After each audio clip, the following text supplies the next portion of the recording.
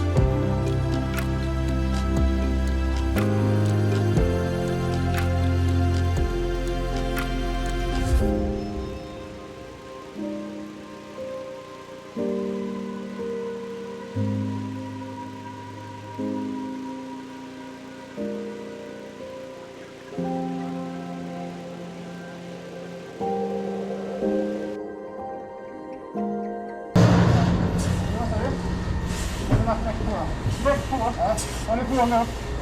Nu tar vi lite kort, för det brinner på nedplan också. Okay. Hur mycket har ni sökt här uppe? Ungefär 60%, 70%. Ja. Jag skulle gärna vilja att vi tar er ner, okay? Så vi håller koll på den. Jag har värsta fläkt lite då. Är det okej?